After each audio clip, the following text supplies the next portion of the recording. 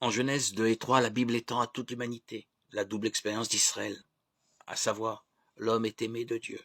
L'homme se coupe de la source de la vraie vie, qui est d'être avec Dieu. À partir de Genèse 3,17, on voit apparaître les noms d'Adam et d'Ève comme des noms propres du premier homme et de la première femme, considérés comme ancêtres de toute l'humanité. Et en Romains 5, 12, 21, l'apôtre Paul fait d'Adam le premier pécheur, celui qui a ouvert la porte au péché et au fruit du péché qui est la mort, par un seul homme. Le péché est entré dans le monde et par le péché, la mort. La mort a atteint tous les hommes parce que tous ont péché. Romains 5, 12.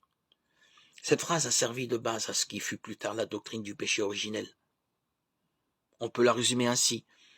Adam et Ève, hommes et femmes parfaits, succombèrent à la tentation de Satan, l'ennemi de Dieu.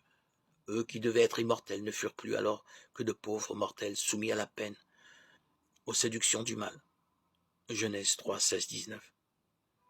Adam et Ève entraînèrent tous leurs descendants, tous les hommes dans cette situation misérable, vie pénible, mort inévitable, et séparation éternelle d'avec Dieu. Seul Jésus-Christ tirera l'humanité de cette déchéance, rétablira la communication avec Dieu, effacera par le baptême l'antique malédiction et ouvrira les portes du paradis. Telle quelle, cette doctrine du péché originel soulève maintenant beaucoup de problèmes. Certains chrétiens modernes ne lisent plus les débuts de la Genèse comme les chrétiens du Moyen-Âge.